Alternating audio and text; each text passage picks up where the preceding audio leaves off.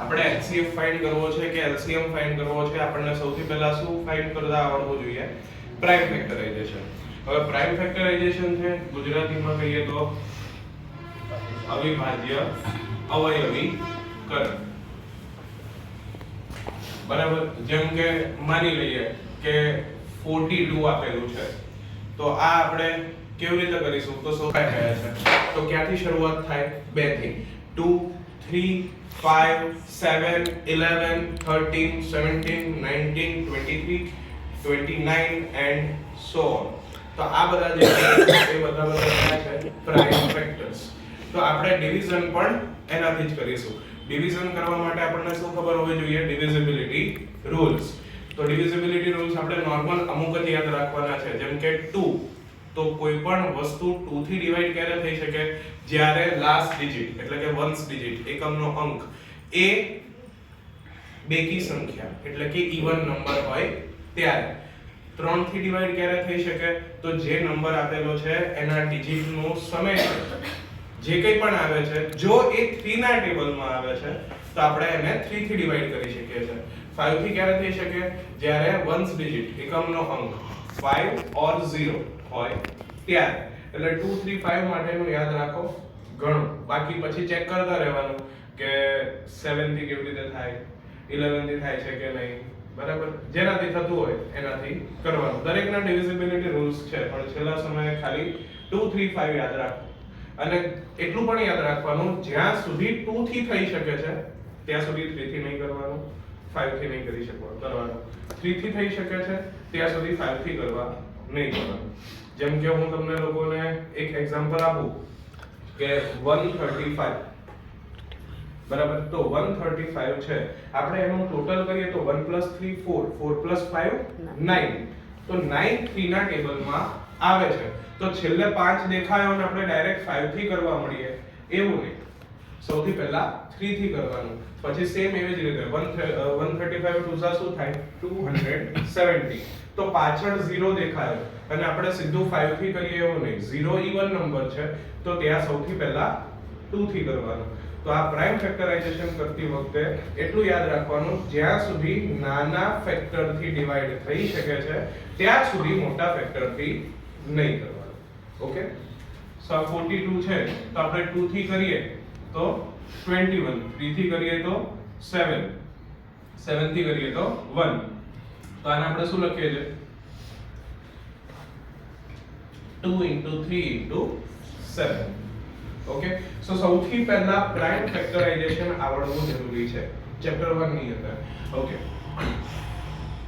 Second, તમને HCF, આનો full form highest common factor, એટલે કે ગુજરાતીમાં કરીએ તો ગુરુત્તમ સામાન્ય અવયવ.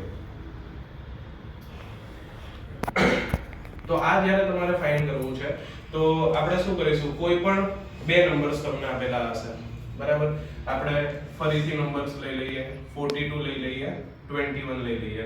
42 નું આપણે ઉપર કર્યું તો શું થાય? 2 * 3 * 7. અને 21 છે શું થશે? 3 * 7. તો આ બંનેની અંદર શું કોમન છે? 3 અને 7. તે બંનેનું મલ્ટીપ્લિકેશન. એટલે શું થઈ જાય? અને આવી રીતે લખાય કે HCF of 42, 21 is equals to 3 7s are 21. બરાબર. આ હાઈએસ્ટ કોમન ફેક્ટર. એના પછી third LCM, least common multiple.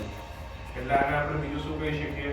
લસા, લઘુત્તમ સામાન્ય અવયવ. બરાબર. તો આની અંદર આપણે નંબર લઈ લઈએ 12 અને 15. તો 12 એટલે 2 * 2 * 3 અને 15 એટલે શું થાય? 3 * 5. બરાબર. પ્રાઇમ ફેક્ટરાઇઝેશન કરીએ એટલે આમાં 2 * 2 * 3 અને આમાં 3 * 5. તો હવે LCM જ્યારે ફાઇન્ડ કરીએ છીએ ત્યારે આપણે શું કરવાનું? જે કંઈ પણ કોમન છે એ એક જ વખત લેવાનું, અને જે કોમન નથી એ બધું પણ લઈ લેવાનું, બરાબર. તો જો આપણે આનો LCM ફાઇન્ડ કરીએ તો LCM of 12, 15 શું થાય? તો બંનેમાં 3 કોમન છે તો 3 એક જ વખત લેવાનો. સો 2 2 4 3 12 5 16, બરાબર. તો આવી રીતે LCM ફાઇન્ડ કરવાનો. હવે માની લઈએ કે વર્ડ પ્રોબ્લેમ પૂછાય છે. તો વર્ડ પ્રોબ્લેમ જ્યારે પૂછાય ત્યારે જો મેક્સિમમ વર્ડ કોઈ પણ જગ્યાએ દેખાય છે, મેક્સિમમ વર્ડ દેખાય છે, તો તમે લોકો શું ફાઇન્ડ કરશો? Highest common factor HCF. અને જો મિનિમમ વર્ડ કોઈ પણ જગ્યાએ દેખાય છે તો ત્યાં તમે શું ફાઇન્ડ કરશો? LCM, લીસ્ટ કોમન મલ્ટીપલ, બરાબર. મેક્સિમમ એટલે વધુમાં વધુ અથવા મહત્તમ, આવો કોઈ પણ શબ્દ લખેલો હોય, સાઇનોનિમ્સ પણ આવી શકે છે, હા, સમાનાર્થી. પછી LCM એટલે ઓછામાં ઓછું અથવા ન્યૂનતમ, આવું કોઈ પણ દેખાય તો પણ તમારે આવું જ કંઈક ફાઇન્ડ કરવાનું છે, એટલું મગજમાં રાખવાનું, બરાબર. પછી ચોથું આપણી પાસે ફોર્મ્યુલા છે HCF multiply by LCM is equals to product of two numbers, એટલે કે ગુસા ગુણ્યા લસા બરાબર બે આપેલ સંખ્યાનો ગુણાકાર, બરાબર. જેમ કે અહીંયા આપણે 12 અને 15 ની વાત કરીએ તો 12 નો LCM શું આવે? અરે 12 અને 15 નો LCM શું આવે? 16. અને આ બંનેનો HCF ફાઇન્ડ કરીએ તો શું આવે? 3. તો હવે LCM મલ્ટીપ્લાય બાય HCF કરીએ તો 63 is 180 અને પ્રોડક્ટ ઓફ ટુ નંબર તો 12 મલ્ટીપ્લાય બાય 15 તો એ પણ શું થશે? 180, બરાબર. તો આપણે આની અંદર યુઝ કઈ રીતે કરી શકીએ, કેવા ક્વેશ્ચન પૂછાઈ શકે? તો આ ચાર વસ્તુમાંથી ત્રણ વસ્તુ આપેલી હોય એટલે જનરલી શું આપેલું હોય? બંને નંબર તો આપેલા જ હોય છે. LCM અથવા HCF આ બેમાંથી કોઈ એક વસ્તુ તમારે ફાઇન્ડ કરવાની હોય. હાર્ડલી ક્યારેક એવું હશે કે LCM ને HCF એ આપેલો છે અને કોઈ એક નંબર આપ્યો છે અને એક નંબર ફાઇન્ડ કરવાનો હશે, એવું પૂછાઈ શકે ખરા. બટ જનરલી કેવી રીતે પૂછાય છે? બે નંબર આપેલા હશે અને LCM આપેલો હશે તો HCF ફાઇન્ડ કરો, બે નંબર આપેલા હશે અને HCF આપેલો છે તો LCM ફાઇન્ડ કરો. કેવી રીતે ફાઇન્ડ કરીશું? સો અહીંયા ખાલી LCM શોધવાનો છે તો HCF ડિનોમિનેટરમાં જતો રહેશે, ડિવાઇડ થઈ જશે, અને જો HCF ફાઇન્ડ કરવાનો છે તો LCM થી ડિવાઇડ કરી દેવાનું. આવડે? પાકું? સારું. હવે √2 is irrational અને માની લો આ ટાઈપનું કંઈક આપેલું છે 5 + 3√2 is irrational. irrational જે છે એનો મીનિંગ શું થાય? અસમય સંખ્યા, બરાબર. આ પ્રૂવ કરવાનું પૂછાય છે. તો આ તો અત્યાર સુધી તમને લોકોને રટાઈ ગયું હશે કે આ કેવી રીતે પ્રૂવ કરી શકાય, તો હું એની અંદર સમય નહીં બગાડું, બરાબર. તો આ એવા ક્વેશ્ચન્સ થયા જે બુકના છે, બરાબર. આ એવા ક્વેશ્ચન્સ થઈ ગયા જે બુકના છે. હવે ગાલા અને લિબર્ટીમાં તમને કયા પ્રકારના ક્વેશ્ચન આપેલા હોય, આમાં વધીને ટ્વિસ્ટ કરીને શું પૂછી શકે, તો આપણે આ 12 અને 15 માટે જ લઈ લઈએ કે HCF of 12 and 15 is equals to 2m plus 1. Okay, HCF of 12 and 15 is equals to 2m plus 1. તો find the value of m. m ની વેલ્યુ ફાઇન્ડ કરો. તો આપણે શું કરવાનું? આની અંદર બહુ કન્ફ્યુઝ નહીં થવાનું કે આ શું એમ ને આવું બધું તો પહેલા ચેપ્ટરમાં જોયું નથી ને એવું બધું ફાલતુ વિચાર નહીં કરવાના. અહીંયા સિમ્પલ વસ્તુ એટલી વિચારવાની કે 12 અને 15 આનો LCM શું આવતો હતો? 3, બરાબર. તો આપણે અહીંયા શું લખી શકીએ? સો 3 is equals to 2m plus 1. So 2m is equals to 3 minus 1 2. So m is equals to 2/2 એટલે 1. સિમ્પલ. તો જેમ HCF માટે આપેલું છે સેમ એવું LCM માટે પણ હોઈ શકે. જેમ કે હું આ ક્વેશ્ચન ને આવી રીતે ટ્વિસ્ટ કરી નાખું કે LCM of 12 and 15 is equals to 5m plus 5. So find the value of m. તો આપણને ખબર છે કે આનો LCM કેટલો થાય છે 180. So is equals to 5m plus 5. So 5m is equals to 180 minus 5, 175. So m is equals to 175 by 5. 5 3s are 15, 5 5s are 25. So m is equals to 60 નથી. Oh sorry, 60 છે. તો 60 તો અહીંયા કેટલા થઈ જશે 55. તો અહીંયા શું થઈ જશે 11. ડન. કોઈ ડાઉટ? બસ. તો ફર્સ્ટ ચેપ્ટર માંથી પૂછાઈને આટલું જ પૂછાય. આ સિવાયનું બીજું નવું કંઈ પણ નથી. બરાબર. અને માની લો પછી કોઈ કે કંઈક આવિષ્કાર કરી નાખ્યો અને કંઈક આડો અવળો ક્વેશ્ચન પૂછ્યો. બરાબર. તો એ ક્વેશ્ચન જોઈને તમને એટલી તો ખબર પડી જ જશે આ ફર્સ્ટ ચેપ્ટરનું છે. તો યાદ શું કરવાનું? ફર્સ્ટ ચેપ્ટર છે. ફર્સ્ટ ચેપ્ટર ની અંદર અમે કેટલા ટોપિક્સ ભણીએ છીએ? તો prime ફેક્ટરાઇઝેશન, HCF, LCM, HCF into LCM is equals to product of two numbers and irrational number. વધીના વર્ડ પ્રોબ્લેમ હશે તો મેક્સિમમ કે મિનિમમ, અને ટ્વિસ્ટ કરવું હશે તો આ પ્રકારની વસ્તુ. આ સાત જ વસ્તુ ભણીએ છીએ. એમાંથી જે ગિવન ક્વેશ્ચન છે એ કોની નજીક જાય છે ત્યાં પહોંચી જવાનું. આન્સર એની જાતે તમને મળી જશે. આ સાત વસ્તુની બહારનું તો કઈ નહીં જ પૂછાય, ગેરંટીડ. ડન? આવડશે? ઓકે. સો ચેપ્ટર 1 ડન. હવે ચેપ્ટર 2 ની શરૂઆત કરીએ. ચેપ્ટર 2 છે. આની અંદર સૌથી પહેલા ગ્રાફ.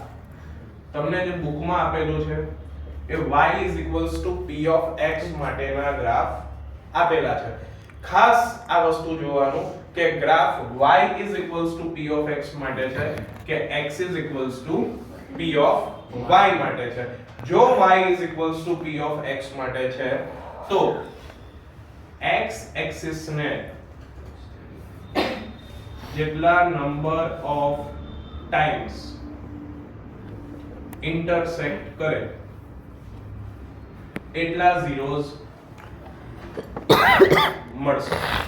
બરાબર. એટલે કે x અક્ષને જેટલી વખત સ્પર્શ કરે એટલા શૂન્ય મળે. બરાબર. કોના માટે? y is equals to p of x માટે. અને x is equals to p of y છે. y axis ને જેટલા નંબર ઓફ ટાઈમ્સ ઇન્ટરસેક્ટ કરે એટલા ઝીરોઝ મળશે. એટલે કે y અક્ષને જેટલી વાર સ્પર્શ કરશે એટલા શૂન્યો આપણને મળશે. બરાબર. આ પ્રકારનું 1 માર્કનું પૂછાશે MCQ ની અંદર. એનાથી વધારે અપેક્ષા નહીં રાખતા, એટલું જ પૂછાશે. સો 2.1 તમારું આની અંદર પૂરું થઈ જાય છે. 2.2 આપણે કરીએ તો 2.2 ની અંદર યાદ રાખવાનું ax² plus bx plus c. આ પ્રમાણિત સ્વરૂપ છે, standard form of quadratic equation, દ્વિઘાત સમીકરણનું પ્રમાણિત સ્વરૂપ. અને આની અંદર બે પ્રકાર આવે. એક રિલેશનશિપ વેરીફાઈ કરો, એટલે કે સંબંધ ચકાસો. અને બીજું આલ્ફા પ્લસ બીટા અને આલ્ફા ઇન્ટુ બીટા. આ આપેલું હોય એમાંથી તમારે ક્વોડ્રેટિક ઇક્વેશન ફોર્મ કરવાનું. બરાબર. એટલે કે આ શૂન્યોનો સરવાળો અને શૂન્યોનો ગુણાકાર આ આપેલું હોય એના ઉપરથી તમારે દ્વિઘાત સમીકરણ બનાવવાનું છે. બરાબર. આમાં ટ્વિસ્ટ કરવું હોય તો ટ્વિસ્ટ કરીને એવું આપે આલ્ફા એન્ડ બીટા ગિવન.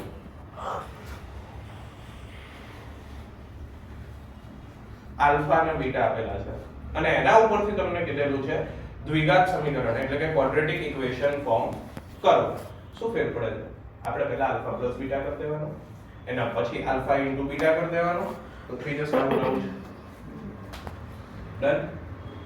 આવડે? ઓકે સર હવે જે રિલેશનશિપ વેરીફાઈ કરવાનું છે તો એના માટે તમને સૌથી પહેલા શું આવડવું જોઈએ મિડલ ટર્મ સ્પ્લિટ આ જે છે આને કહેવાય કેસ 1 આમાં ત્રણ કેસ આવે છે રિલેશનશિપ વેરીફાઈ કરવામાં case 1 middle term split middle term split ક્યારે કરવાનું આવે જ્યારે x2 x અને કોન્સ્ટન્ટ ત્રણ ટર્મ્સ આપેલા છે બરાબર x2 x અને કોન્સ્ટન્ટ ત્રણ ટર્મ્સ આપેલા છે તો એ વખતે મિડલ ટર્મ સ્પ્લિટ કરવાનું આવે પણ આના માટેની સૌથી પહેલી કન્ડિશન ઇક્વેશન છે એ પાવર એટલે કે ઘાત પ્રમાણે સિક્વન્સમાં હોવું જરૂરી છે જેમ કે માની લો તમને આપેલું છે 4s² - 4s + 1 તો આ સિક્વન્સમાં છે પણ તમને આપ્યું છે 6x² - 3 - 7x તો આ સિક્વન્સમાં નથી તો આને સૌથી પહેલા 6x² - 7x - 3 માં કન્વર્ટ કરીને પછી મિડલ ટર્મ સ્પ્લિટ કરવાનું મિડલ ટર્મ સ્પ્લિટ કરવા માટે શું કરવાનું સૌથી પહેલા a * c બરાબર ફર્સ્ટ સ્ટેપ a * c કરવાનું a * c કરવાથી જે કંઈ પણ આન્સર મળશે એના બે ફેક્ટર્સ એટલે કે બે અવયવ બરાબર માની લઈએ કે એને આપણે નામ આપી દીધું d અને e એ શોધવાના એ શોધીએ એનું પ્લસ ઓર માઈનસ કરવાથી આપણને મિડલ ટર્મ મળવું જોઈએ બરાબર પ્લસ ઓર માઈનસ કરવાથી આપણને મિડલ ટર્મ મળવું જોઈએ પછી ટોટલ 4 ટર્મ્સ હશે બે ની પેર બનાવવાની જ્યારે બે ની પેર બની જાય છે એના પછી આપણે કંઈક કોમન કાઢવાનું આવે કોમન કાઢવાથી આપણને જે બે બ્રેકેટ મળશે એ બંને બ્રેકેટ સેમ જ હોવા જોઈએ જો એ બ્રેકેટ સેમ નહીં હોય તો તમે ખોટા ફેક્ટર્સ શોધ્યા છે કાં તો કોમન કંઈક ખોટું કાઢ્યું છે બરાબર યાદ રાખજો માઈનસ સાથે તમે કંઈક કોમન કાઢો છો તો સાઇન ચેન્જ થઈ જાય અને પ્લસ સાથે કોમન કાઢો છો તો સાઇન ચેન્જ થતી નથી હવે આની અંદર કેટલા પ્રકારના ઇક્વેશન પોસિબલ છે એ આપણે જોઈએ તો x² + 5x +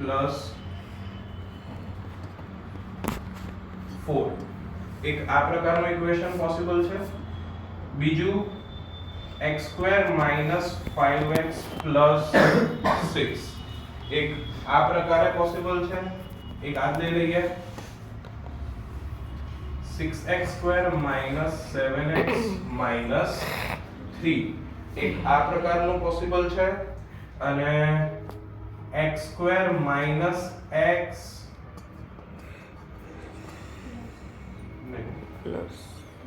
x² + x - 6 આ ચાર પ્રકારના ઇક્વેશન પોસિબલ છે બરાબર હું તમને આજે એ શીખવાડીશ કે આ જે ચાર પ્રકારના ઇક્વેશન આવે તો એની અંદર કયું પ્લસ લેવું કયું માઈનસ લેવું બરાબર જો બધું પ્લસ છે તો બંને પ્લસ જ આવશે બરાબર આવડી જાય તો ઠીક છે ના આવડે તો બે ની પેર બનાવજો બાકી હું તમને આજે શીખવાડી દઉં છું તમે આની પ્રેક્ટિસ કરશો અને આ વસ્તુ મગજમાં રાખશો ને તો ઓલા બે ની પેર બનાવીને કોમન કાઢવા વાળું ડાયરેક્ટ મીન્સ એવું કંઈ કરવું જ નહીં પડે સીધું તમે કરી શકશો જેમ કે x² + 5x + 4 છે તો 4 વત્તા 4 તો બંને કેવા આવે પ્લસ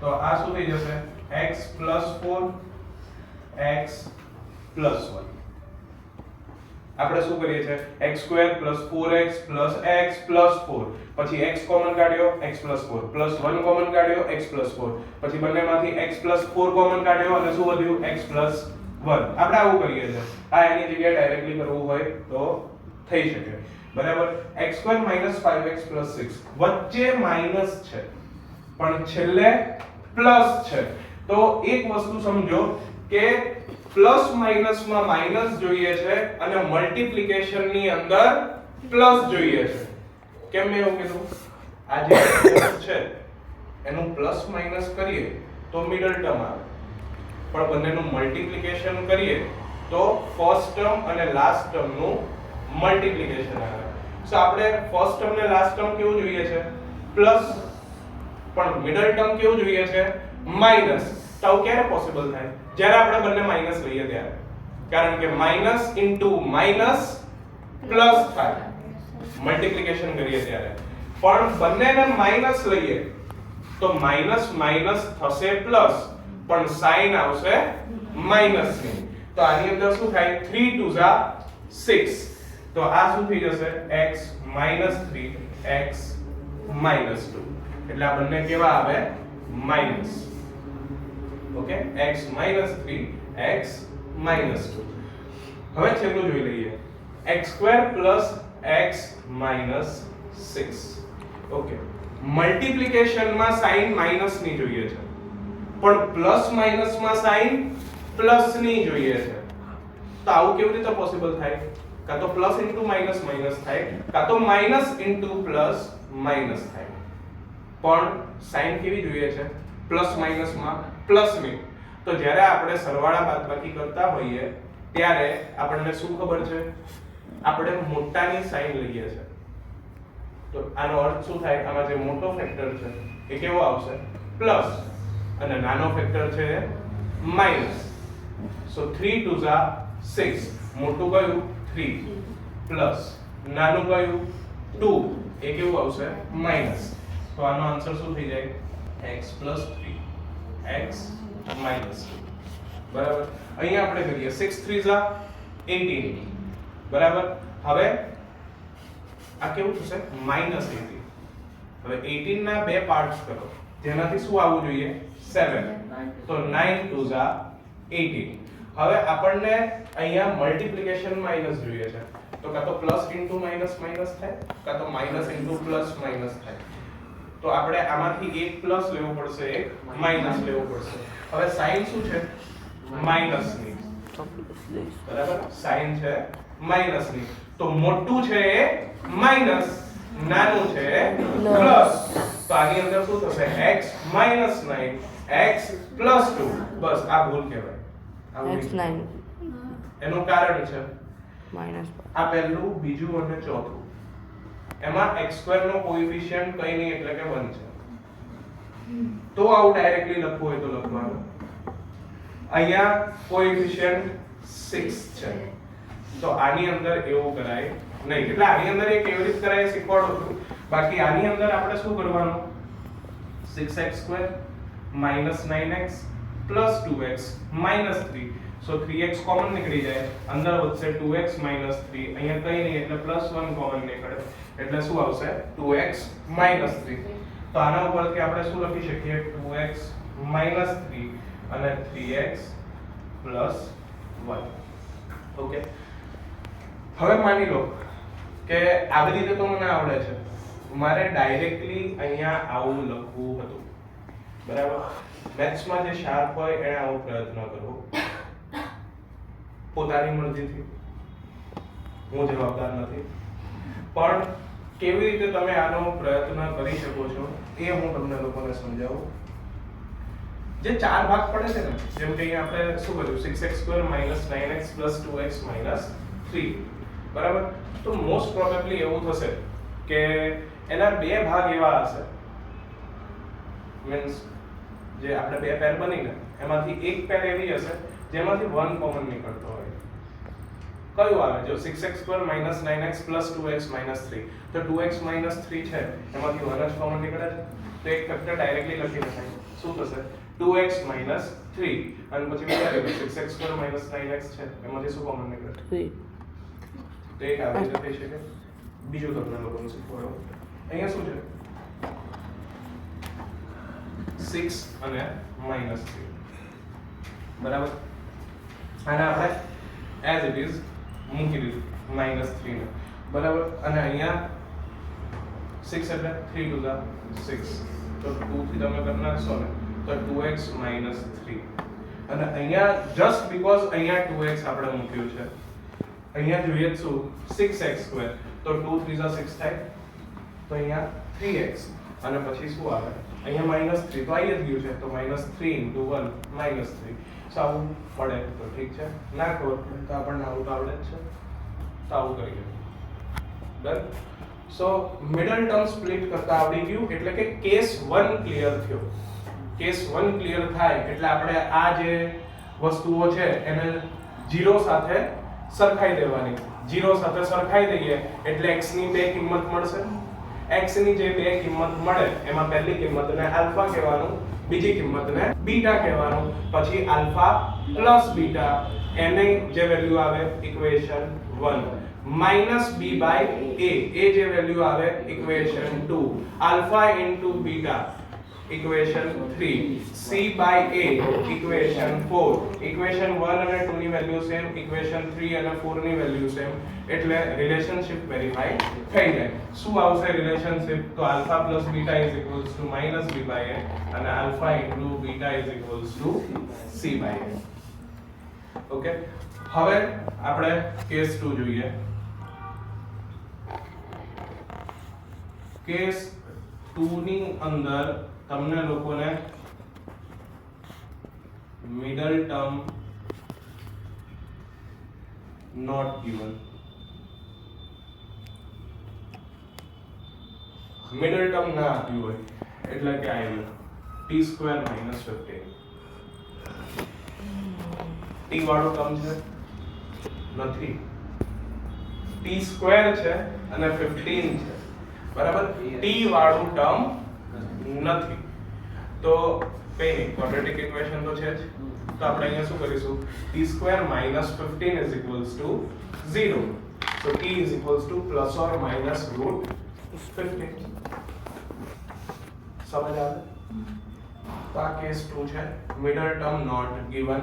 સો આપણે આને ડાયરેક્ટલી 0 સાથે ઇક્વેટ કરશું. સો t² is equals to 15 આવશે.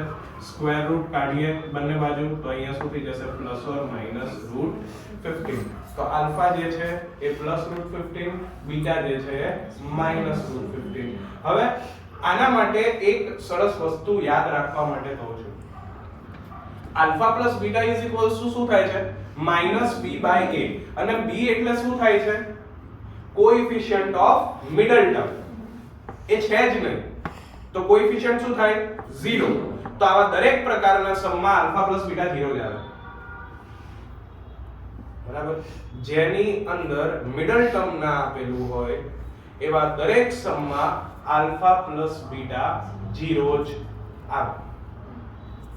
જોયો પ્લસ રૂટ 15 માઈનસ રૂટ 15 શું થાય 0 માઈનસ b બાય a તો 0 બાય 1 શું થશે 0.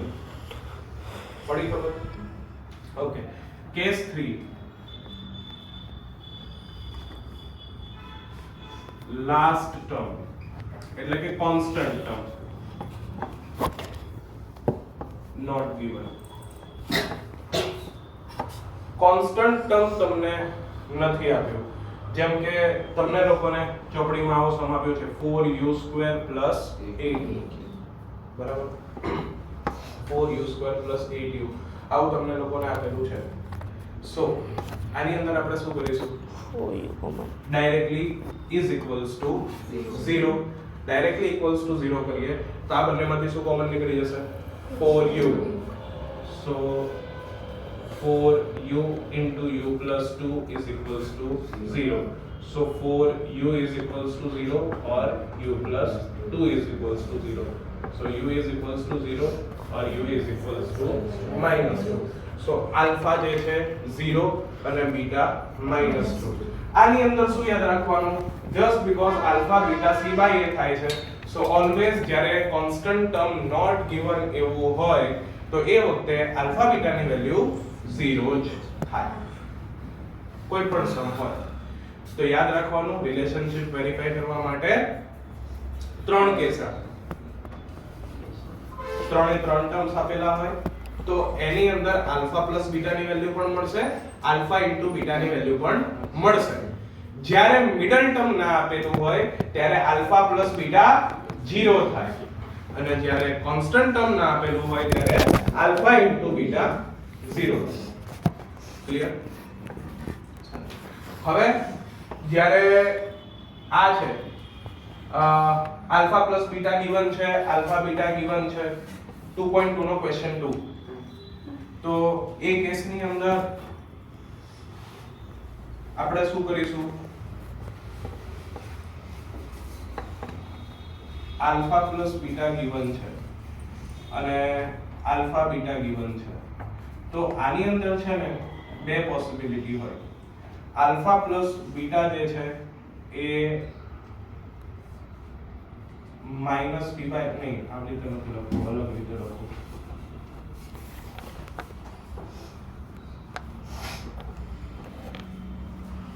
એવું લખી નાખું 2.2 ક્વેશ્ચન 2. એ સેમ છે, એ સેમ નથી, બરાબર? જેમ કે સેમ છે 1,1 અને અહીંયા હું લઈ લઉં 1/4,1, બરાબર? જો એ સેમ છે, આ તો શું છે? આલ્ફા પ્લસ બીટા, અને આ શું છે? Alpha into beta. તો એ સેમ છે તો ડાયરેક્ટલી આપણે ક્વોડ્રેટિક ઇક્વેશનમાં abc ની વેલ્યુ મૂકી દઈશું, બરાબર? પણ જો સેમ નથી તો ફર્સ્ટ સેમ કરો. સેમ કરવા માટે આપણે અહીંયા શું કરશું? ઉપર નીચે 4 થી મલ્ટીપ્લાય કરી દેવાનું. ઉપર નીચે 4 થી મલ્ટીપ્લાય કરી દેવાથી a ની વેલ્યુ સેમ થઈ ગઈ. તેના અકોર્ડિંગ જે b અને c ની વેલ્યુ આવતી હોય એ આપણે ક્વોડ્રેટિક ઇક્વેશનના સ્ટાન્ડર્ડ ફોર્મમાં મૂકી દેવાની. તો આ એક રીતે થઈ જશે. સો 2.2 નો ક્વેશ્ચન 2 ક્લિયર? ઓકે, માની લો આલ્ફા અને બીટા ગિવન છે, તો તમે જે આલ્ફા પ્લસ બીટા અને આલ્ફા ઇન્ટુ બીટા કરશો એટલે એ આ જ પ્રકારનું થઈ જશે. પછી આગળ જે છે એ જ પ્રમાણે કરવાનું. હવે ટ્વિસ્ટ વાળું શું પૂછાય? ક્વોડ્રેટિક ઇક્વેશન આપી દીધું હોય, ક્વોડ્રેટિક ઇક્વેશન આપ્યા પછી શબ્દ યુઝ કર્યો હોય વિધાઉટ ફાઇન્ડિંગ ઝીરોઝ, શૂન્યો શોધ્યા વગર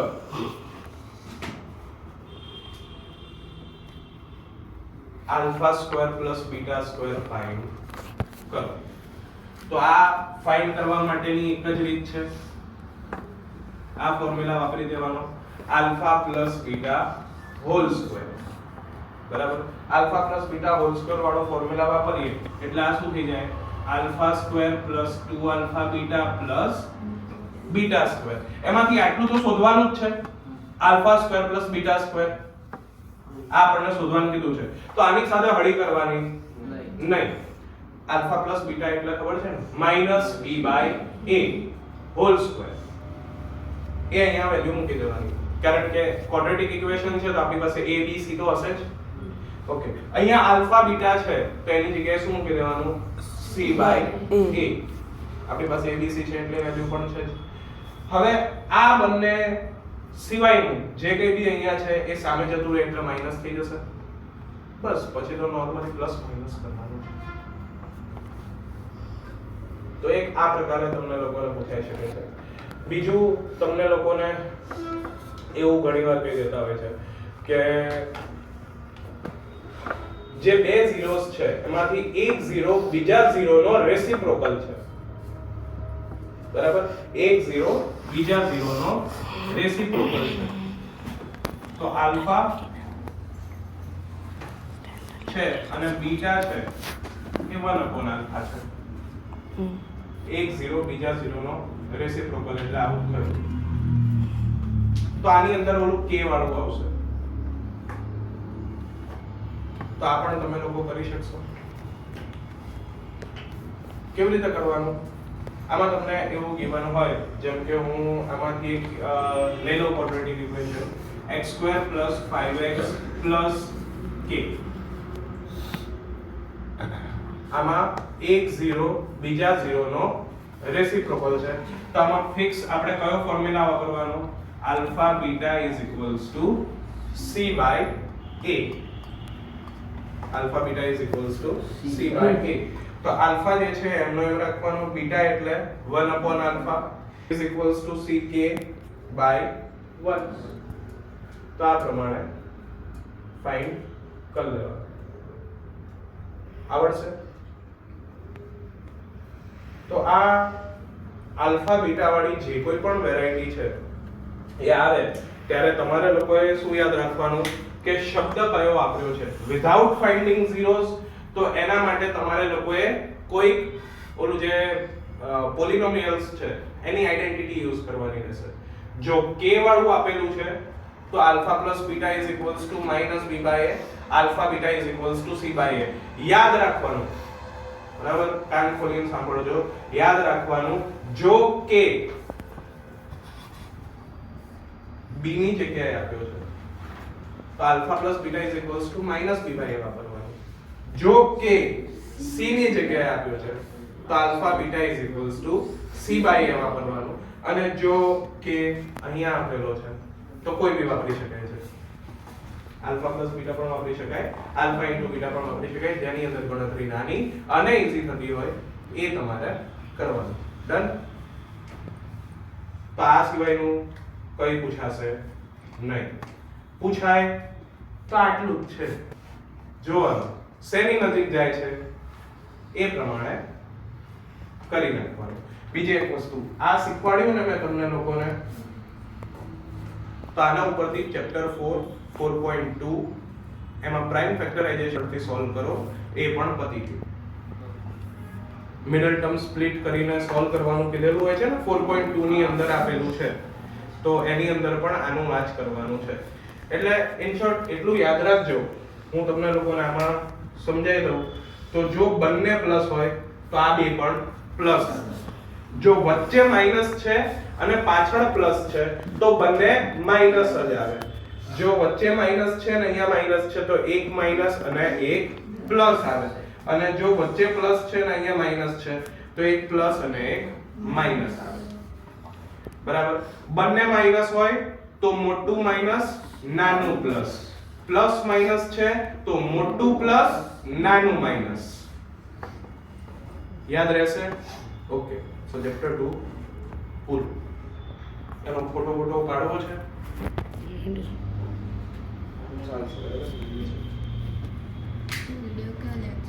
વાંધો નહીં, વિડિયો તો છે પણ હું આનો ફોટો પાડી લઉં છું એટલે જે લોકો નથી લાયા. તો ચેપ્ટર 3 ની અંદર સૌથી પહેલા આપણે કયું કરવાનું? ચેપ્ટર 3 ની અંદર સૌથી પહેલા આપણે ટેબલ. ટેબલની અંદર શું યાદ રાખવાનું? a1/a2 is not equals to b1/b2. એના પછી a1/a2 is equals to b1/b2 is equals to c1/c2. એના પછી a1/a2 is equals to b1/b2 is not equals to c1/c2. જો a1/a2 is not equals to b1/b2 है तो intersect at one point, એક જ point પર ઇન્ટરસેક્ટ કરશે. સો આ સોલ્યુશન જે છે એ કેવું સોલ્યુશન આવશે? Unique solution. બરાબર? હવે આ જે છે એને આપણે શું કહીશું? ગ્રાફિકલ. અને આ જે છે એલ્જેબ્રિક કહેવાય કે એરિથમેટિક કહેવાય?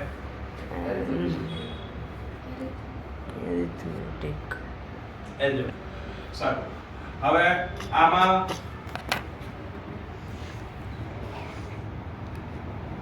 કોઇન્સિડન્ટ લાઇન્સ અને આની અંદર ઇનફાઇનાઇટ. પછી આ જે છે પેરેલલ લાઇન્સ, નો સોલ્યુશન. યાદ રાખવાનું કે આ જે બંને છે એ કન્સિસ્ટન્ટ અને આ જે છે ઇનકન્સિસ્ટન્ટ. કહેવાનો અર્થ આ વસ્તુ શું કહેવા માંગે છે? બે ઇક્વેશન છે a1x b1y c1 0, a2x b2y c2 0. જો આ બે ઇક્વેશન ની અંદર a1/a2 is not equal to b1/b2 હોય તો એ એક જ બિંદુએ છેદે તો અનન્ય ઉકેલ મળે. બરાબર. જો a1/a2 is equals to b1/b2 is equals to c1/c2 હોય તો આ સંપાતી રેખાઓ મળશે. સંપાતી રેખાઓનો અર્થ શું થાય? એકની ઉપર જ બીજી લાઈન, એના ઉપર જ ત્રીજી લાઈન, એના ઉપર જ ચોથી લાઈન. આવું જ્યારે મળે છે ત્યારે અનંત ઉકેલ મળશે. અને પછી એક મળે કે અનેક મળે તો છે તો એને શું કહેવાય? કન્સિસ્ટન્ટ, એટલે કે સુસંગત. બરાબર. અને જ્યારે a1/a2 is equals to b1/b2 is not equals to c1/c2 છે અને એનો ગ્રાફ બનાવીએ છે તો એ પેરેલલ લાઇન્સ એટલે કે સમાંતર રેખાઓ મળે છે, એટલે ઉકેલ શક્ય નથી. અને કઈ મળતું તો સુસંગત પણ નથી. બરાબર. કઈ મળે તો પછી થોડું મળે કે વધારે મળે, ફૂલ નહીં તો ફૂલની પાકડી મળે. તો એ કેસની અંદર કન્સિસ્ટન્ટ એટલે કે સુસંગત થાય. કઈ ના મળે, ખાલી હાથ આવે છે આમ ખાલી હાથ જાય તો એ ઇનકન્સિસ્ટન્ટ એટલે કે સુસંગત નથી, એમાં ઉકેલ મળતો નથી. યાદ રહ્યું? તો આનું એક માર્કનું કંઈક ને કંઈક પૂછાશે તો આટલી વસ્તુ યાદ રાખવી. બરાબર. હવે જે હું सम्स કરીશ સબસ્ટિટ્યુશન મેથડ અને એલિમિનેશન મેથડ.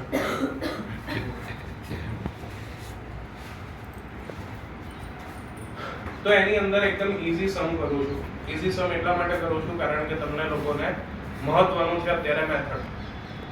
આપણે દરેક પ્રકારના રૂટ વાળા, ડેસિમલ વાળા, ફ્રેક્શન વાળા આ દરેક પ્રકારના મેં તમને લોકોને કરાયા છે.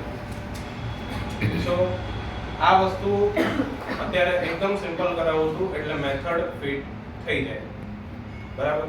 આની અંદર શું આપેલું હતું? સૌથી પહેલું x + y14 x - y4 x + y14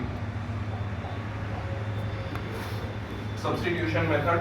એને આપણે ગુજરાતીમાં કહીશું આદેશની રીત અને આ લોપની રીત. તો સબસ્ટિટ્યુશન મેથડમાં જે ગિવન છે એ બંનેને શું કહી દેવાનું? Equation 1 equation 2. પછી જોવાનું સૌથી ઓછું વિચિત્ર સમીકરણ કયું છે. આ તો બંને એકે વિચિત્ર જ નથી. બાકી જ્યારે તમે લોકો એક્ઝામની અંદર સોલ્વ કરશો તો નસીબ સારા હશે તો જ આ પ્રકારનો સમ આવશે. બાકી થોડુંક વિચારવું પડશે. તો એની અંદર જોવાનું સૌથી ઓછું વિચિત્ર સમીકરણ કયું છે એના ઉપરથી ઇક્વેશન 3 બનાવવાનું. માની લઈએ પહેલું જે છે એ સૌથી ઓછું વિચિત્ર છે. તમારી ઈચ્છા, તમે x ને પણ કરતા બનાવી શકો, તમે y ને પણ કરતા બનાવી શકો, જેની તમારી ઈચ્છા. હું x ને કરતા બનાવું છું. બરાબર. so x is equals to 14 minus y. Clear? આને કહી દો ઇક્વેશન 3. હવે જે સમીકરણ નહોતું લીધું એની અંદર વેલ્યુ મૂકી દેવાની. તો પહેલું તો લઈ લીધેલું છે તો શેમાં વેલ્યુ મૂકીશું? સેકન્ડ. બીજામાં. so 14 minus y is equals to 4. so minus 2y is equals to 4 minus 14. so minus 2y is equals to minus 10. so y is equals to 5. આ વેલ્યુ ઇક્વેશન 3 ની અંદર મૂકી દો. so x is equals to 14 minus 5 9. તો છેલ્લે answer લખવો જરૂરી છે જે કોઈ લખતું નથી. so x is equals to 9 અને y is equals to 5. આવડે? તો આદેશની રીતની અંદર ફટાફટ એકવાર ક્વિક રિવિઝન શું કરવાનું? સૌથી પહેલા જે આપેલા બે સમીકરણ છે એને ઇક્વેશન 1 અને ઇક્વેશન 2 કહી દો. એમાંથી ઓછું વિચિત્ર સમીકરણ છે એને આપણે ઇક્વેશન 3 બનાવીશું એની અંદર તમારી ઈચ્છા એ પ્રમાણે x ને પણ કરતા બનાવી શકાય અને y ને પણ કરતા બનાવી શકાય. કરતા એટલે સબ્જેક્ટ. પછી જે ઇક્વેશન મળતું લીધું એની અંદર એની વેલ્યુ મૂકી દેવાની. આવું કરવાથી એક વેરીએબલની વેલ્યુ મળશે. એ જે વેલ્યુ મળી એને જે ઇક્વેશન 3 બનાવ્યું છે એની અંદર મૂકી દેવાનું, તો એનાથી બીજાની વેલ્યુ પણ મળી જશે. પણ આની અંદર એટલું યાદ રાખવાનું કે જો ડેસિમલ આવે છે તો ગિવન ઇક્વેશન ને ઇક્વેશન 1 અને 2 નહીં કહેવાનું. એને પહેલા આવા નોર્મલ ઇક્વેશન માં ફેરવવાનું. એ નોર્મલ ઇક્વેશન ને ઇક્વેશન 1 અને ઇક્વેશન 2 કહેવાનું. જેમ કે આની અંદર તમને આપેલું છે 0.2x 0.3y 1.3, તો આને શું કહેવાય 2x/10 3y/10 13/10. સો 10 કટ થઈ જશે. સો જે 2x 3y 13 મળે છે એને આપણે કહીશું ઇક્વેશન 1. પછી જે 0.4x 0.5y 2.3, તો આને આપણે ઇક્વેશન 2 નહીં કહીએ. ડિવાઇડ બાય 10 કટ થઈ ગયું. સો 4x 5y 23, આને ઇક્વેશન 2 કહેવાનું. એટલું યાદ રાખવાનું. સીધું સાદું ઇક્વેશન આપેલું છે તો જ ડાયરેક્ટલી ઇક્વેશન 1 અને 2. બાકી જો ડેસિમલ આપ્યું છે, જો ફ્રેક્શન આપ્યું છે, તો સૌથી પહેલા નોર્મલ ઇક્વેશન ની અંદર કન્વર્ટ કરો. એને ઇક્વેશન 1 અને 2 કહેવાનું. એટલે એની અંદર એક એક સ્ટેપ વધી જશે. ડન. સારું, હવે આપણે કરીએ એલિમિનેશન મેથડ, એટલે કે લોપની રીત. ફરીથી સેમ આ જ ઇક્વેશન લઉં છું. x + y = 14, x - y = 4. તો આ જે ગિવન છે એને કહી દો ઇક્વેશન 1, ઇક્વેશન 2. સેમ રૂલ્સ આની અંદર પણ લાગુ પડે છે કે જો ડેસિમલ વાળું છે તો સૌથી પહેલા નોર્મલ ઇક્વેશનમાં ફેરવો, જો ફ્રેક્શન વાળું છે તો એને નોર્મલ ઇક્વેશનમાં ફેરવો અને એના પછી એને આપણે ઇક્વેશન 1 અને ઇક્વેશન 2 કહીશું. ક્લિયર આટલું? સારું. હવે આની અંદર આપણે યાદ શું રાખવાનું છે? સહગુણક એટલે કે કોએફિશિયન્ટ સરખા કરો. એ પછી x નો સરખો કરવો હોય કે y નો સરખો કરવો હોય એ તમારી મરજી.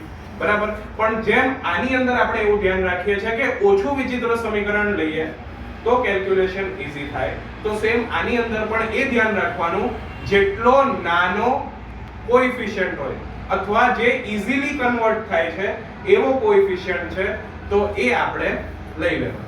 બરાબર. હવે આની અંદર તો x + y અને x - y છે, તો ડાયરેક્ટલી પ્લસ કરવાથી જ y કટ થઈ જાય.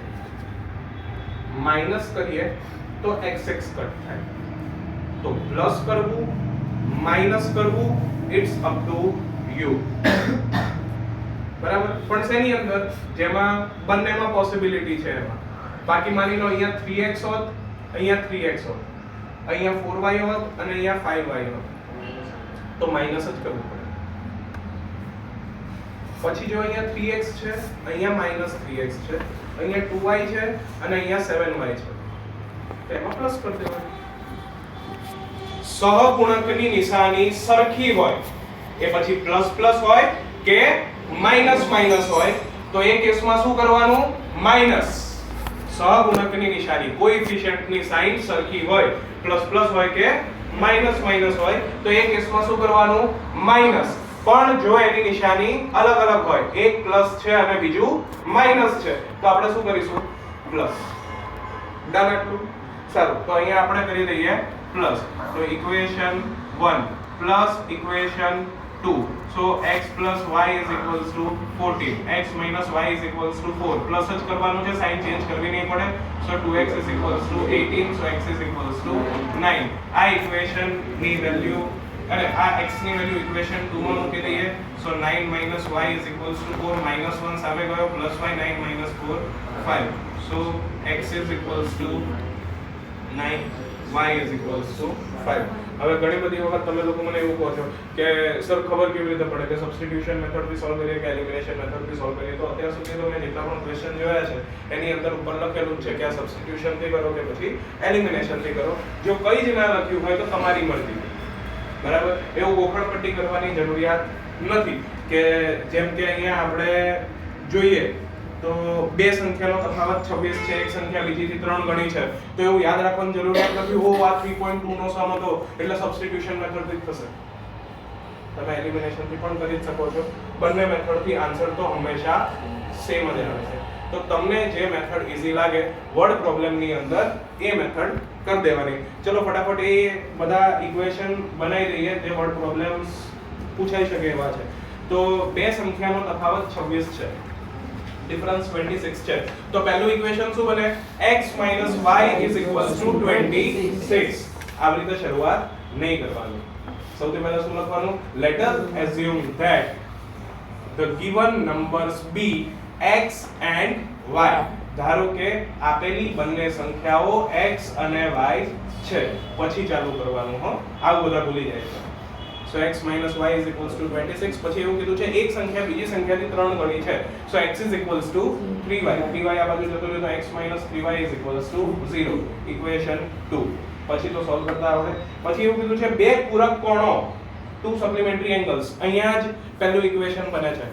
let two supplementary angles be x and y. ધારો કે બંને પૂરક કોણો x અને y છે તો x + y = 180 ડિગ્રી. હવે એવું કીધું છે મોટો ખૂણો નાના ખૂણા કરતા 18 ડિગ્રી વધારે છે. તો સૌથી પહેલા આપણે મેન્શન કરવું પડે let the larger angle be x and smaller angle be y. so x = y + 18. y આ બાજુ જતો રહે તો x - y = 18. આને કહી દેવાનું ઇક્વેશન 2. બસ પછી આગળ આવડે છે. એના પછી આ ક્વેશ્ચન બહુ બધી વાર પૂછાય છે. છોકરી છે ને ક્રિકેટ ટીમની કોચ, તો છોકરીઓની બોલ બાલા આજકાલ વધારે છે, બરાબર. એક્ઝામમાં બી નારી તું નારાયણે પૂછાય છે. સો આપણે આમાં આ વસ્તુ ખાસ ધ્યાન રાખવાનું. ક્રિકેટ ટીમના કોચ છે 7 બેટ અને 6 બોલ 3800 રૂપિયામાં ખરીદે છે. તો let the cost of bat be x and cost of ball be y. ધારો કે બેટની કિંમત x રૂપિયા અને બોલની કિંમત y રૂપિયા છે. તો પહેલું ઇક્વેશન 7x + 6y = 3800. અને એના પછી 3 બેટ અને 5 બોલ 3x + 5y = 1750. ઓકે. પછી આ ટેક્સી વાળું મને નહીં લાગતું કે પૂછાય, સ્ટાન્ડર્ડમાં પૂછાય, બાકી બેઝિક ની અંદર ચાન્સીસ બહુ જ ઓછા છે. પછી આ પૂછાઈ શકે અપૂર્ણાંક વાળો ફ્રેક્શન.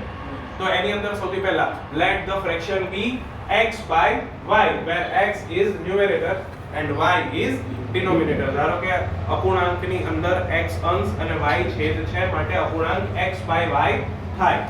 પછી શરૂઆત કરવાની. હા, પછી એવું કીધેલું છે બંનેમાં 2 ઉમેરતા. so x + 2 upon y + 2 is equals to 9/11. x + 2 upon y + 2 is equals to 9/11. Cross multiplication ચોકડી ગુણાકાર કરી નાખો તો શું થઈ જશે? 11 into x plus 2 is equals to 9 into y plus 2.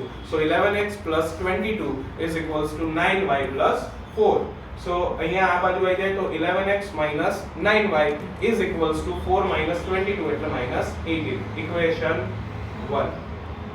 એના પછી જો અંશ અને છેદમાં 3 ઉમેરતા એટલે x plus 3 upon y plus 3 is equals to શું થાય છે? 5/6. So 6 into x plus 3 is equals to 5 into y plus 3.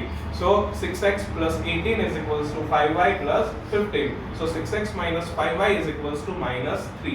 Equation 2. બરાબર. તો આ પ્રમાણે કરવાનું. પછી આ જેકબ વાળો ક્વેશ્ચન છે એ પણ કામનો છે. 5 વર્ષ પછી જેકબની ઉંમર તેના પુત્રની ઉંમર. સૌથી પહેલા 5 વર્ષ પછી પહેલા એ બધું તેલ પીવા ગયું. બરાબર.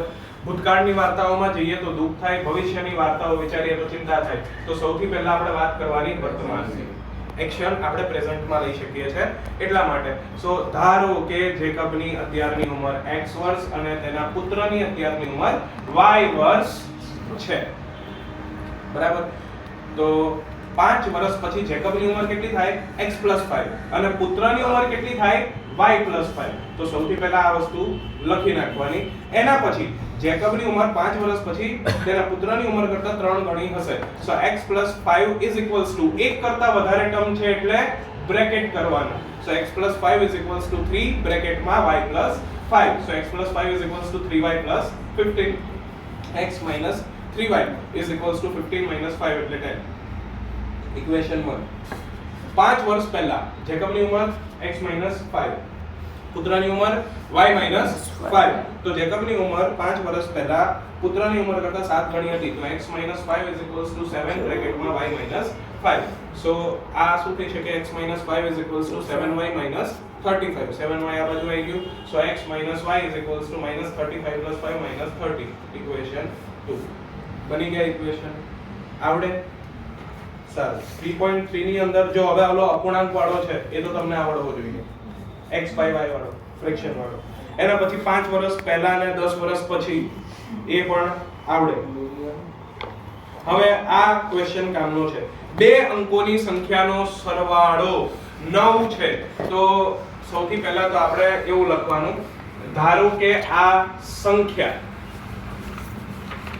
માં આપેલ નંબર એટલે એને ગુજરાતીમાં શું કહેવાય છે આંક આપેલ આંક x અને y છે બરાબર હવે એનો સરવાળો 9 આપ્યો છે તો x y = 9 ઇક્વેશન 1 હવે એના પછી નીચે લખવાનું since it is two digit number the number will be 10x plus y where x is 10th digit and y is 1st digit બરાબર એટલે અહીં આપેલી સંખ્યા બે અંકોની હોવાથી તેની કિંમત 10x y થશે જ્યાં x એ દશકનો અંક અને y એ એકમનો અંક છે હવે આપણને એવું કીધેલું છે કે 9 ગણા આપણે આના કરીએ છે તો અંકોની અદલાબદલી કરતા મળતી સંખ્યા કરતા એ બે ગણી છે તો જો 10x y ઓરિજિનલ નંબર છે તો જ્યારે એની અદલાબદલી કરીએ તો આ નંબર શું થઈ જાય 10y x અંકોની અદલાબદલી કરીએ તો જે 10x y હતું એ શું થઈ જશે 10y x આ સંખ્યાના 9 ગણા આ સંખ્યાના 9 ગણા આના 2 ગણા બરાબર છે તો આને આપણે શું લખીએ 9 * 10x y = 2 * 10y x એટલે 90x 9y = 20y 2x બસ પછી ઇક્વેશન તમે લોકો બનાવી દેજો આવડશે સર હવે આ મીના ગઈ હતી બેંકમાં એને 50 રૂપિયાની 100 રૂપિયાની નોટો જોઈએ છે અને કુલ 25 નોટો એને ઉઠાઈ છે તો ધારો કે 50 રૂપિયાની નોટ x છે અને 100 રૂપિયાની નોટ y છે તો x + y બંને ટોટલ કેટલી છે 25 સો x + y = 25 ઇક્વેશન 1 50 રૂપિયાની નોટની વેલ્યુ કેટલી થાય 50x 100 રૂપિયાની નોટની વેલ્યુ કેટલી થાય 100y અને પૈસા કેટલા ઉપાડે છે 2500 સો 50x + 100y = 2500 ના ખબર પડી પ્રિન્સ 50 રૂપિયાની x નોટો છે અને 100 રૂપિયાની y નોટો છે કુલ 25 નોટ તો x + y 25 ઇક્વેશન 1 હવે આપણે જે કોઈ પણ નોટ ઉપાડશું માની લે 50 રૂપિયાની એક નોટ ઉપાડે તો એની કિંમત કેટલી થાય 50 રૂપિયા બે નોટ ઉપાડે તો ટૂંકમાં જેટલી પણ નોટો 50 રૂપિયાની હશે એના ગુણ્યા આપણે 50 કરવા પડે તો એ નોટોની વેલ્યુએશન કેટલી થઈ 50x જેમ 50 રૂપિયા માટે કર્યું એમ 100 રૂપિયા માટે 100 રૂપિયાની નોટનું વેલ્યુએશન કેટલું થાય 100y એક નોટ 100 રૂપિયા બે નોટ 200 રૂપિયા બરાબર તો જેટલી પણ નોટ ઉપાડી એના થવા કેટલા જોઈએ 2500 રૂપિયા તો 50x + 100y આ ભેગા મળીને કેટલા રૂપિયા થશે 2500 પછી 50 કોમન કાઢી લઈએ તો x + 2y = 50 બરાબર સો આ ઇક્વેશન 2 2500 ભાગ્યા 50 કર્યા હમ એટલે 50 ઇક્વેશન 2 આવડે આગળ સર લાઇબ્રેરી વાળો બેઝિક માં નહીં પૂછાય સ્ટાન્ડર્ડ માં પૂછાઈ શકે છે ચેપ્ટર 3 પૂરું ચેપ્ટર 4 કરવા માટે 4.1 ની અંદર તમને લોકોને શું યાદ હોવું જોઈએ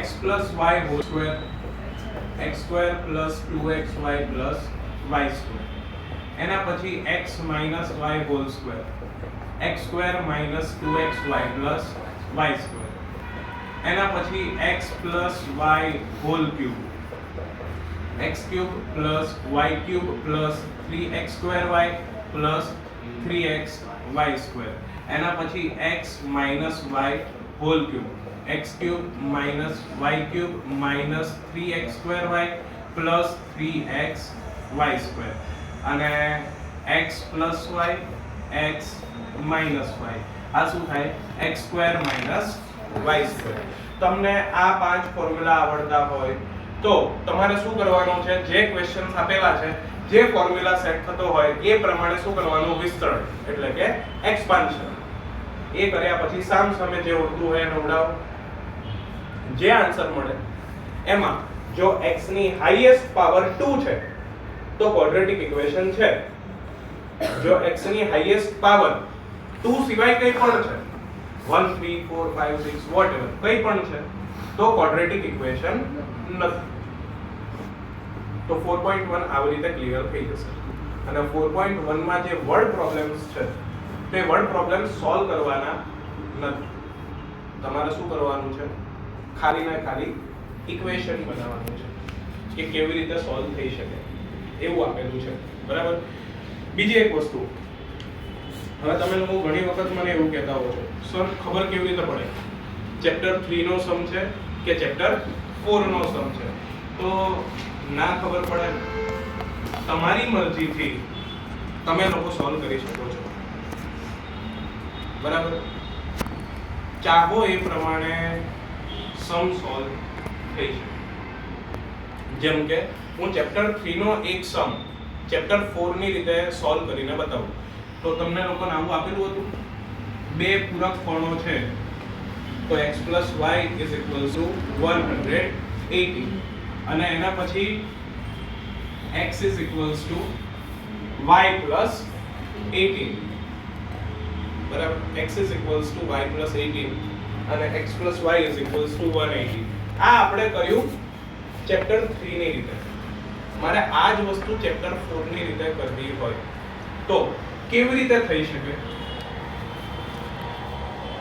એક એંગલ x છે તો બીજો એંગલ શું થાય, 180 - x. તો જે તમે લોકો ઇક્વેશન 1 બનાવતા હતા એની જગ્યાએ તમે શું કર્યું, ધારો કે એક પૂરક કોણ x છે તો માટે બીજો પૂરક કોણ 180 - x થાય. એટલે ઇન શોર્ટ જે y ની વેલ્યુ હતી ને એ અહીંયા લખી નાખી 180 - x. હવે બીજી કન્ડિશન આપેલી છે, એક બીજા કરતા 18 ડિગ્રી વધારે છે. તો માની લો x છે એ બીજા કરતા એટલે કે 180 - x કરતા 18 વધારે છે. તો x = 180 + 18 198 - x. So 2x = 198. So x = 99 degree. એક એંગલ આ થયો, બીજો 180 ડિગ્રી - x એટલે 99 ડિગ્રી. 81. બરાબર. તો કોઈ ફરક નહીં પડતો કેવી રીતે સોલ્વ કરવાનો, તમારી મરજી. સ્ટીલ હું તમને લોકોને એક વસ્તુ કહીશ, જો તમારામાં મગજ હોય અને તમે એને વાપરી શકતા હો તો જ્યારે મલ્ટીપ્લિકેશન જેવું કંઈક આવે છે ને તો સમજી લેવાનું કે 4th ચેપ્ટર નો છે અને એડિશન જ દેખાતું હોય છે તેવું સમજવાનું 3rd ચેપ્ટર. જેમ કે અહીંયા એડિશન જ હતું. હવે જો આનો હું એક ક્વેશ્ચન વાંચું, જમીનના એક લંબચોરસ ટુકડાનું ક્ષેત્રફળ 528 મીટર સ્ક્વેર છે તો area of rectangle is 528. Area of rectangle શું થાય, x * y, length * breadth. So x * y is equals to 528. આવું થયું. So y actual માં શું થઈ જાય, 528/x. તેની લંબાઈ પહોળાઈના બમણાથી 1 મીટર વધારે છે. માની લઈએ પહોળાઈ જે છે એ y છે અને લંબાઈ જે છે x છે. સો એક્ચ્યુઅલ માં y જે છે, આ હું 3rd ચેપ્ટર ની રીતે કરું છું. હજી y જે છે એ શું થશે, 2x + 1. તો આપણે લંબાઈ અને પહોળાઈ શોધવાની છે. તો y ની બે વેલ્યુ થઈ, આ બંનેને એકબીજાની સાથે ઇક્વેટ કરી શકાય. 520/x is equals to 2x + 1.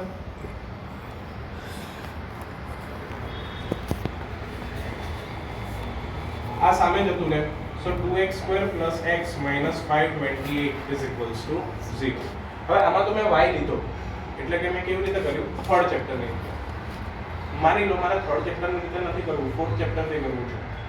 તો જો બ્રેડથ x છે તો લેન્થ 2x + 1 થાય. પહોળાઈ x છે તો લંબાઈ 2x + 1 થાય. અને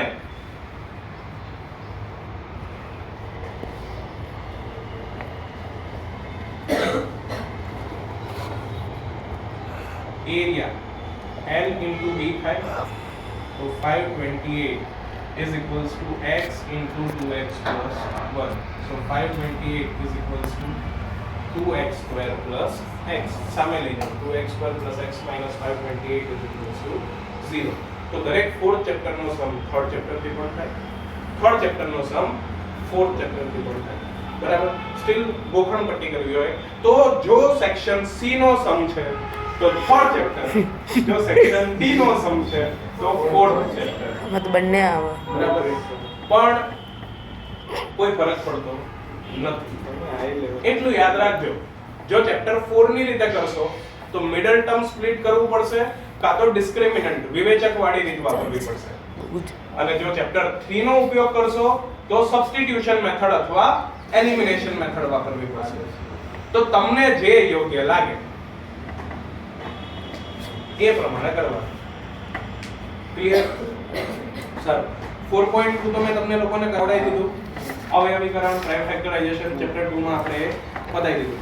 હવે જો આપણે આની અંદર જોઈએ તો એ બી મલ્ટીપ્લિકેશન્સ વાળા સમ છે. મલ્ટીપ્લિકેશન દેખાય ને, જો અહીંયા બી હતું મલ્ટીપ્લિકેશન, એટલે આ સીધી સાદી રીત ઓળખવાની. મલ્ટીપ્લિકેશન દેખાય ચેપ્ટર 4, જો પ્લસ માઈનસ દેખાય. કેમ એવું?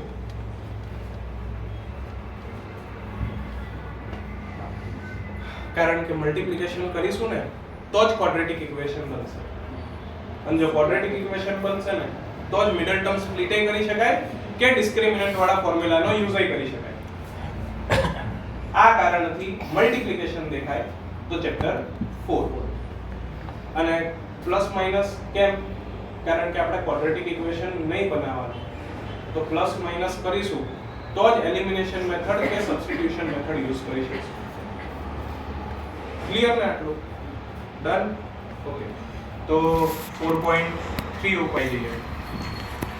4.3 કરવું છે તો એના માટે ડિસ્ક્રિમિનન્ટ વિવેચક, આનો ફોર્મ્યુલા શું થાય? b² - 4ac. હવે યાદ શું રાખવાનું? ax² + bx + c. આ જે ક્વોડ્રેટિક ઇક્વેશન છે એનું એ જ છે અહીંયા b² - 4ac માં. હવે આની વેલ્યુ જે છે એના માટે ત્રણ કેસ પોસિબલ છે. એક ગ્રેટર ધેન 0 હોય, એક ઇક્વલ ટુ 0 હોય અને એક લેસ ધેન 0 હોય. જો ગ્રેટર ધેન 0 હોય તો ટુ ડિસ્ટિંક્ટ રૂટ, એટલે બે અલગ અલગ ઉકેલ મળે. ઇક્વલ ટુ 0 હોય તો સેમ રૂટ્સ, ઇક્વલ રૂટ્સ, એટલે કે સરખા શૂન્યો મળશે. અને લેસ ધેન 0 હોય તો સોલ્યુશન નોટ પોસિબલ, ઉકેલ મળશે નહીં. બરાબર. હવે માની લો આ કે આ છે તો આ બંને માટે આલ્ફા બરાબર શું થાય? -b + √b² - 4ac / 2a. અને બીટા હોય તો -b √b² - 4ac / 2a. બરાબર. આલ્ફા હોય તો -b + √b² - 4ac / 2a અને બીટા હોય તો -b - √b² - 4ac / 2a.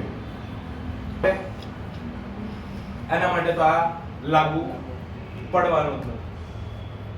બરાબર. હવે સીધી સાદી રીતે ડિસ્ક્રિમિનન્ટ શોધવાનો